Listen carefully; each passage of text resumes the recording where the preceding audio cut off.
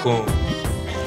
DD என்ன sir மறுபடி யூடியூப்ல வைரல் வீடியோ வந்துருமா? கேக்குது. கொடுக்க மாட்டோம். தொடர்ந்து இந்த படத்தினுடைய வெற்றியை விஷாலை ஒரு பெரிய உற்சாகத்துல கொண்டு விட்டு இருக்கு. என்னாச்சு விஷாலுக்கு? விஷாலோட health, he should come back. இப்படி பார்த்ததே கிடையாது. நிறைய பேர் கண்ணீர் விட்டு இருக்காங்க. முடங்கி போய் கிடந்த விஷாலுக்கு இந்த ஒரு வெற்றி வந்து பெரிய கேட்டை திறந்து விட்டுருக்கு. சுந்தர்சி விஷால் காம்பினேஷன் இம்மிடியேட்டா ஒரு படம் பண்ண போறாங்க. அம்பன் முத்தியாவும் விஷாலும் ஒரு படம் கம்மிட் ஆயிருக்காங்க. கௌதம் வாசுதேவ மேனன் விஷாலும் சேர்ந்து பண்றதாக ஒரு பேச்சுவார்த்தை இருக்காங்க. விடாமுயற்சி வராதது வந்து இந்த படத்துக்கு ஒரு பெரிய பிளஸ். விஷால் வந்து லைனாவுக்கு தான் முதல்ல நன்றி சொல்லணும் இந்த படம் ரிலீஸ் பண்ணாம போனதுக்கு. காமெடி இல்ல, அதனால காமெடி படம், வேற காம்படிஷன் படங்கள்ல லாங் லீவு, பல விஷயங்கள் இந்த படத்துக்கு ஒரு சிறப்பா அமைஞ்சிருச்சு. சந்தானம் விட்டுட்டு போன இடம் 13 வருஷமா காலியா தான் இருக்கு. சந்தானம் இடத்தை இன்னொரு காமன் நடிகர்கள் ஃபில் பண்ண முடியலன்னு அர்த்தம். இந்த படம் ஓடி இருக்குன்னா அதான் காரணம். வகை தமிழ் நேயர்களுக்கு வணக்கம். இன்று நம்மோடு இணைந்திருக்கிறார் பத்திரிகையாளர் திரு சுபேர் அவர்கள். வணக்கம். வணக்கம் சார். சமீபத்துல மதகஜராஜா அந்த படத்துடைய ஒரு ஆடியோ லான்ச் மாதிரி ஒரு ஃபங்க்ஷன்ல வந்து விஷால் அவர்களுடைய உடல்நிலை வந்து ரொம்பவே மோசமா இருந்தது அப்படின்னு பார்க்கப்பட்டுச்சு. அது இணையதளத்திலுமே ரொம்ப வைரலா பார்க்கப்பட்டது. இப்போ அந்த படம் வந்து வெற்றி அடைஞ்சிருக்கு. வெற்றி அடைஞ்ச விழாவிலையும் அவர் பேசுறது வந்து ரொம்ப கேலியா பேசியிருக்கிறாரு அப்படின்றதும் அந்த ஒரு வீடியோவும் இப்போ வைரலா போயிட்டு இருக்கு. ஸோ விஷால் அவர்களை பத்தி கொஞ்சம் சொல்லுங்க. விஷாலையும் சர்ச்சையும் பிரிக்க முடியாத ஒரு விஷயம் தான். திடீர்னு சைக்கிள் வருவாரு, திடீர்னு எலெக்ஷன் நிற்பாரு, திடீர்னு மைக்கு கை நடுங்கும், திடீர்னு கை நடுக்கல பாத்தீங்களா பாரு. அந்த மாதிரியான ஒரு ஒரு சர்ச்சைக்கும் பரபரப்புக்கும் பஞ்சமில்லாத ஒரு நபர் தான் விஷால். அவர் நடிச்ச படம் தான் மதகஜராஜா. கிட்டத்தட்ட 13 வருஷத்துக்கு முன்னாடி எடுத்த படம். இந்த பொங்கல் ரிலீஸ் அந்த படம் தான் பெரிய அளவில் வெற்றியை குவித்து கொண்டிருக்கிறது. கிட்டத்தட்ட இப்போ வரைக்கும் கிராஸ் வந்து கிட்டத்தட்ட 20 கோடி ரூபாய்க்கு மேல வந்து அந்த படத்தினுடைய ஃபர்ஸ்ட் காப்பியே 12 கோடி தான்றாங்க. அப்படிங்கும் போது 20 கோடி மற்ற சேர்ந்த எல்லாம் போக ஒரு 30 கோடி ரூபாய்க்கு மேல படம் சம்பாதிச்சு கொடுக்கும் அப்படிங்கிற ஒரு விஷயம் வந்திருக்கு. இந்த படத்தினுடைய வெற்றி வந்து தயாரிப்பாளர் உண்மையை இறந்து போனார். ஒரு பெரிய பாரம்பரியமான ஜெமினி லேபினுடைய நிறுவனம் வந்து அந்த தயாரிப்பு ஓனர் வந்து இறந்து போனார். அப்ப இதை கடன் கொடுத்தவங்க அந்த படத்தை செட்டில் பண்ணிடுவாங்க. ஆனால் இந்த படத்தினால் யாருக்கு லாபம்னா, சுந்தர்சி ஆல்ரெடி படம் பண்ணிட்டு இருக்காரு. விஷால் காட்டில் அடைமலை அடித்திருக்கிறது தான் சொல்லணும். தொடர்ந்து இந்த படத்தினுடைய வெற்றியை விஷாலை ஒரு பெரிய உற்சாகத்துல கொண்டு விட்டு இருக்கு. சுந்தர்சி விஷால் காம்பினேஷன் இம்மிடியேட்டா ஒரு படம் பண்ண போறாங்க. அதே மாதிரி குட்டி புலிக்கு அம்மன்லாம் பண்ணார் இல்லையா டைரக்டர் முத்தையா, மருந்தெல்லாம் பண்ணாரு. வச்சு 2-3 படம் பண்ணார். அந்த முத்தியாவுக்கும் இவருக்கும் ஒரு சின்ன ஒரு பிரச்சனை ஓடிட்டு இருந்துச்சு. ஏற்கனவே ஒரு படம் ரிலீஸ் எடுத்து அந்த படம் தியேட்டர்ல ரிலீஸ் பண்ணாமையே சன் பிக்சர்ஸ் வந்து சேனல்ல போட்டாங்க. அதனால விஷாலுக்கும் அவருக்கும் டைரக்டருக்கும் ஒரு சின்ன மனக்கசப்பு இருந்துச்சு. அந்த மனக்கசப்பெல்லாம் ஒரு வெற்றி எப்படிலாம் மாத்துது, அந்த மனக்கசப்பெல்லாம் நீங்கி இம்மிடியேட்டா கொம்பன் முத்தியாவும் விஷாலும் ஒரு படம் கம்மிட் ஆயிருக்காங்க. இதுக்கடையில இன்னொரு செய்தியும் வந்துட்டு இருக்கு. ஜிவிஎம் கௌதம் வாசுதேவ மேனன் விஷாலும் சேர்ந்து பண்றதாக ஒரு பேச்சுவார்த்தை இருக்கு. அதாவது முடங்கி போய் கிடந்த விஷாலுக்கு இந்த ஒரு வெற்றி வந்து பெரிய கேட்டை திறந்து விட்டுருக்கு. ரீஎன்ட்ரி மாதிரி அவருக்கு இந்த ஒரு படம் அமைஞ்சிருக்கு. வரிசையா ஒரு 3-4 படத்துக்கு கமிட் ஆகிட்டு இருக்கிறாரு. சார், இப்போ வரிசையா படங்கள் வந்து லைனப்ல இருக்க விஷால் அவர்களுக்கு, ஆனா அந்த ஒரு உடம்பு சரியில்லாம அப்படி அவர் ஸ்டேஜ்ல பார்த்ததுக்கு அப்புறமா படங்கள் வர்றதே ரொம்ப கஷ்டம். இந்த மாதிரி ஒரு உடல்நிலை இருக்கும்போது தயாரிப்பாளர்களும் சரி, ப்ரொடியூசர்ஸ் எல்லாருமே யோசிப்பாங்க அப்படின்னு தான் பேசப்பட்டுச்சு. அதை எப்படி பாக்குறீங்க சார்? இது அப்படி கான்ட்ராஸ்டா இருக்கு. அதுதான் கான்ட்ரவர்சி ஆகி போச்சு. அது இருக்கு இல்லையாங்கிற ஒரு குழப்ப நிலையில வந்துருச்சு. அந்த அந்த ப்ரமோஷனுக்கு வந்தப்ப அவர் என்ன மாதிரி நிலைமையில இருந்தார் அப்படின்னு எல்லாருக்குமே தெரியும். நம்மளே கூட அதை பத்தி பேசியிருந்தோம், விசாரிச்சோம். அவருக்கு சில உடல்நிலை சரியில்லை, அதோட சில பெரிய அளவில் ஸ்ட்ரெஸ்ல இருந்தார், வீட்டுக்குள்ளேயே தனிமையில் இருந்தாருங்கிறதுதான் உண்மை. இந்த வெற்றி எல்லாத்தையும் வந்து அந்த உடல்நிலையெல்லாம் அப்படியே சரி செஞ்சு மேலே கொண்டு நிப்பாட்டிக்கல. இந்த வெற்றிங்கிறது வந்து கொம்பன் முத்தியாவுக்கும் இவருக்கு இந்த பிரச்சனை சால்வ் ஆயிடுச்சு. அப்புறம் வந்துட்டு ஜிவிஎம் கூட படம் பண்றாரு. வரிசையா பட வாய்ப்புகள் வந்துச்சுல. அதான் இந்த உடல்நிலை வந்து இப்ப கொஞ்சம் தேறி வர்றாரு. அப்படிங்கும்போது வெற்றி தான் அவங்கள வந்து எல்லா விஷயத்தையும் சரி செய்யும். வெற்றி தான் அடுத்த இடத்தை நோக்கி கொண்டு போகுங்கிறதுல விஷாலுடைய லைஃப்ல நடந்த விஷயம் தான் உதாரணம். இந்த படத்தை எடுத்ததை நடிச்சதை விஷால் மறந்துட்டாரு, டைரக்ட் பண்ண சுந்தர்சி மறந்துட்டாரு, நடிச்ச அஞ்சலி மறந்துட்டாங்க. அடுத்து சினிமா விட்டே ஒதுங்கி போயிடுச்சு. வரலட்சுமி திருமணம் பண்ணி போயிட்டாங்க. இப்படி இருக்கிற சூழ்நிலையில இந்த படம் முடங்கி கிடந்த விஷாலை வந்து ஒரு அப்படியே ஒரு அடுத்த இன்னிங்ஸ் வந்து தூக்கி உட்கார வச்சுன்னு தான் பார்க்கணும். இந்த உடல்நிலை சரியில்லாத பிரச்சனை அதெல்லாம் அந்த வெற்றி வந்து உங்களை அதெல்லாம் சமன் பண்ணிடுவாங்க. ஓகே சார், இந்த மதகராஜா படம் இது எப்படி இருக்கு சார்? படம் எப்படி இருக்கு? இல்ல, பட ரீதியாக பார்த்தா புதுசான ஒரு படம் கிடையாது. ரொம்ப ஒரு நார்மலான ஒரு சுமாரான படம் தான். ஏன்னா வேற காம்படிஷனுக்கு பொங்கலுக்கு வேற படம் இல்லாதனால இந்த படம் பெரிய அளவுல வெற்றியை குவித்துக் கொண்டு இருக்கிறது. பெரிய அளவுல வருமானம் வந்திருக்கு. தியேட்டருக்கு இந்த பொங்கல் ஹாலிடேஸ்ல வந்து ஃபேமிலியோட போய் பார்க்க ஆரம்பிச்சிருக்காங்க. அதுவே வந்து ஒரு பெரிய விஷயமா பார்க்கப்படுது. ஒரு 12-13 வருஷத்துக்கு முன்னாடி வந்த படம் இப்போ ஓடிக்கிட்டு இருக்குங்கிறதே வந்து ஒரு பெரிய ஆச்சரியமா ஒரு குழப்பமா தான் இருக்கு. 13 வருஷத்துக்கு முன்னாடி எடுத்த படம் வந்து இப்போ ஓடுறதுக்கு காரணம் காம்படிஷனே இல்ல, பொங்கல் லீவு, இந்த மாதிரி எல்லாமே சிச்சுவேஷன் அந்த படத்துக்கு ஏத்த மாதிரி இருந்ததுனால தான் ஓடிச்சா, இல்ல படமே ஓரளவுக்கு பாக்குற மாதிரி இருந்ததா? விடாமுயற்சி வந்திருந்தா இந்த படத்தை ரிலீஸ் பண்ணிருக்க மாட்டாங்க. பட் விடாமுயற்சியோடு இந்த படம் வந்துருந்துச்சுன்னா இந்த அளவுக்கு போயிருக்குமாங்கிறது ஒரு சந்தேகம் இருக்கு. ஏன்னா விடாமுயற்சி 500 தியேட்டர் ஃபிக்ஸ் பண்ணிருப்பாங்க. அந்த அஜித்துக்குன்னு ஒரு ஓப்பனிங் இருக்குல்ல, ஒரு 3 நாள் ஃபுல் ஆயிடும்.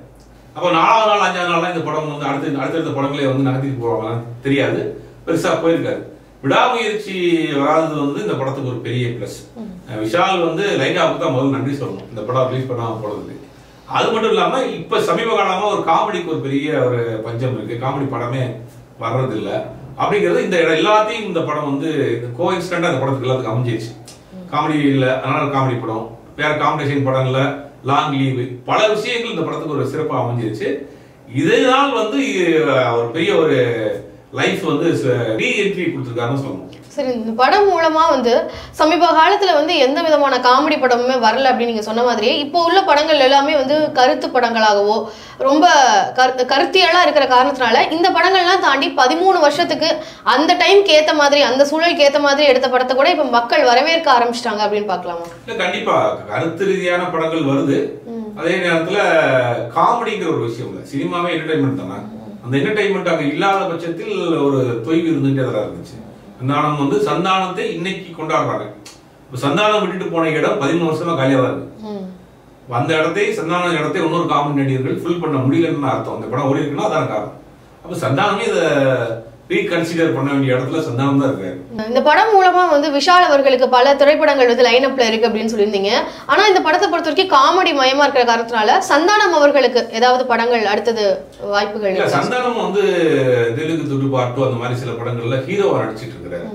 ஒரு ஹீரோவா ப்ரொமோஷன் ஆகி ஒரு ஆக்ஷன் ஹீரோவாவும் கன்வெர்ட் ஆகி போயிட்டாரு. திருப்பி வந்து ஹீரோயினுடைய நண்பரா காலேஜ் ஸ்டூடெண்டாலும் நடிப்பாராங்கிறது தெரியல. பட் அந்த இடத்துக்கு அவர் வந்து தன்னை டியூன் பண்ணிக்கலாம். ஒரு பெரிய ஹீரோவோட படங்கள்ல நடிக்கலாம், அதே சேம் டைம்ல ஒரு படம் அவர் ஹீரோவாகவும் நடிக்கலாம். நாகேஷ் இருந்தாருன்னா நாகேஷ் வந்து கடைசி காலம் வரைக்கும் சர்வசுந்தரமானியான படங்கள்ல ஹீரோவாகவும் நடிச்சாரு, காமெடியாகவும் நடிச்சார். ரெண்டுமே பேரலா பண்ணாங்க. உங்களுக்கு சூட் ஆகிற கதையில நீங்க வந்து ஹீரோவா பண்ணுங்க, மற்ற நேரங்கள்ல காமெடியா. எப்பயுமே நீங்க ஸ்கிரீன்ல ஃபுல்லாவே இருந்தீங்க, என்கேஜாவே இருந்தீங்கன்னா, பிஸியாவே இருந்தீங்கன்னா நீங்க உங்களை அடுத்தடுத்த கடத்துக்கு நடந்துட்டு போங்க. இப்போ வருஷத்துக்கு ஒரு படம் பண்ற ஹீரோவா, அது எனக்கு தெரியும், எனக்கு தேவையான கதைக்கு அம்சமுள்ள ஒரு படம் வருது அப்படின்னா அந்த படத்தை நீங்க ஹீரோ பண்ணலாம்.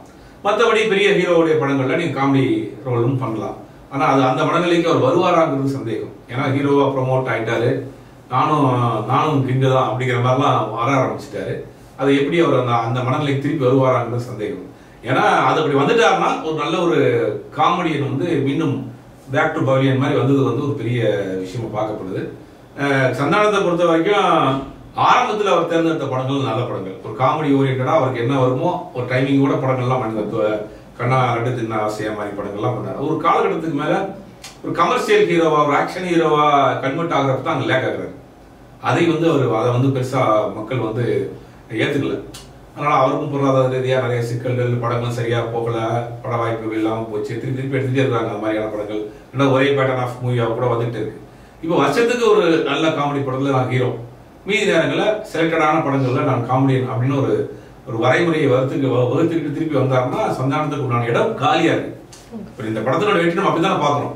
13 வருஷத்துக்கு முன்னாடி அந்த படத்தை இன்னைக்கு கொண்டாடுறாங்க அப்படின்னா சந்தானத்துக்கு உண்டான இடம் காலியா இருக்கு. அந்த இடம் அப்படியே இருக்கு. அதை சந்தானம் பயன்படுத்துவாரா? பிரில்லியண்டான ஒரு நபராக இருந்தாலும் அதை கரெக்டாக பயன்படுத்திக்கிறாரு. ஏன்னா இன்னைக்கு வந்து ரசிகர்கள்லாம் மீண்டும் வாங்கன்னு தான் கூப்பிடுறாங்க. ரசிகர்கள்லாம் சந்தானத்தை வாங்க வந்து திருப்பி காமெடி பண்ணுங்க, என்டர்டைன்மெண்ட் பண்ணுங்க அப்படின்னு கேட்குறாங்க. வருஷத்துக்கு ஒரு படம் 2 படம் ஹீரோவாகவும் மிச்ச நேரத்தை எதுவும் பண்ணாருன்னா நல்லா இருக்கும், பார்க்க சிறப்பாக இருக்கும். அது செய்வாராங்கிறது பொறுத்துன்னு பார்ப்போம். சார், அதே மாதிரி சூரிய அவர்கள் வந்து அவருடைய அடுத்த படத்தோடைய அறிவிப்பை வந்து கொடுத்திருக்கிறாரு அப்படின்னு பார்க்கப்படுது. இந்த பொங்கல் தினத்தன்று அதை எக்ஸ்க்ளூசிவா அவர் சொல்லியிருக்காரு. அதை பத்தி கொஞ்சம் சொல்லுங்க. ஆமா, மாமன் ஒரு படம், அந்த படம் ஆல்ரெடி ஷூட்டிங் போயிட்டு இருக்கு. திருச்சியா சுற்று வட்டார படங்கள்ல இடங்கள்ல ஷூட்டிங் போயிட்டு இருக்கு. அது ஒரு ஃபேமிலி ட்ராமா, ராஜ்கிரண் இவங்க எல்லாம் சேர்ந்து நடிக்கிறாங்க. அந்த படத்துல ஆல்மோஸ்ட் ஒரு ஷெட்யூல் முடிச்சுட்டாங்க. அதை பத்தின டீட்டெயில் தான் வந்துருக்கு. இப்ப அதுக்கடையில 7 கடல் 7 மலை படத்தினுடைய ட்ரெய்லர் இந்த மாசம் ரிலீஸ் பண்ண போறாங்க. அது ஒரு முக்கியமான ரோல் பண்ணியிருக்காரு. ரொம்ப ஆரம்பத்திலேயே நடிக்கப்பட்ட படம், டைரக்டர் ராம் டைரக்ஷனில் வந்த படம். அந்த படமும் சூரிக்கு ஒரு எதிர்பார்க்கக்கூடிய படமாக இருக்கும்னு நம்புகிறோம். சூரியோட லைனப்பும் ஒரு நல்ல லைனப் வச்சிருக்கிறாரு. இதே லைனப்லேயே போயிட்டாருன்னா சூரியன் தப்பிச்சிடுவாரு. இவருக்கும் அந்த நானும் மதுரைக்காரன் தான் அறுவடை தூக்கினாருன்னா சிக்கல்ல மாட்டிக்குவார். ஏன்னா இவருக்கு என்ன வருமோ அந்த அந்த ரிலேட்டடான ஒரு கிராமத்து அப்பாவி இல்லைங்கன்னா அந்த மாதிரியான ரிலேட்டடான ஒரு கதையெல்லாம் தேர்ந்தெடுத்து பண்ணிட்டாருன்னா சூரிய தப்பிச்சுக்குவார். ஆனா இவருக்கும் அந்த ஹீரோயிசம் ஆசை வந்துருச்சுன்னா சந்தானத்திற்கு ஏற்பட்ட நிலைமை தான் இவருக்கும் ஏற்படும். சூரிய என்ன செய்ய போறாருங்கிறத நம்ம பொறுத்து தான் பார்க்கணும். ஓகே சார், அதே மாதிரி இப்போ அந்த மதகஜ ராஜா படத்தை பொறுத்த வரைக்கும் அந்த விஜய் ஆண்டனி அவர்களுடைய இசையில வெளிவந்த அந்த பாடல் அதுதான் பெரிய படத்துக்கு வந்து அப்ப இருந்து இப்ப வரைக்கும் அந்த இசை தான் வந்து அந்த படத்துக்கு ஒரு பெரிய ப்ரமோஷனாவே இருந்துட்டு இருந்திருக்கு. ஸோ இசை எப்படி வந்திருக்கு சார்? நல்லா இருக்கு, சிறப்பா வந்திருக்கு. ஆனா அந்த காலத்துல வேட்டைக்காரன் அதுன்னு பயங்கர பீக்ல இருந்த விஜய் ஆண்டனி போட்ட பாட்டு அது. அதுக்கு பிறகு விஜய் ஆண்டனி தயாரிப்பாளராகி நடிகராகி டைரக்டராகி பல வேலைகள் பார்த்து நீங்க இருக்கிறாரு. அந்த படத்தினுடைய இது ப்ரொமோஷன் கூட விஜய் ஆண்டனி பேசியிருப்பாரு. நான் வந்து கண்டிப்பாக வந்து நிறைய பேர் மியூசிக் பண்ண சொல்றாங்க. இந்த படத்துக்கு பிறகு நானும் படங்களுக்கு மியூசிக் பண்றதுக்கு தயாரா இருக்கேன், பண்ணுவேன் அப்படின்றாரு. அப்போ ஒரு படத்தினுடைய வெற்றி எத்தனை பேரை சிந்திக்க வச்சிருக்கு, எத்தனை பேரை யோசிக்க வச்சிருக்கு. விஜய் ஆண்டனியும் திருப்பி மியூசிக் பண்றதுக்கு உண்டான வாய்ப்புகள் இருக்கு. ஓகே சார், மதகஜ ராஜா படத்தை குறித்து பல அப்டேட்ஸ் எங்ககிட்ட கொடுத்ததுக்கு ரொம்ப நன்றி.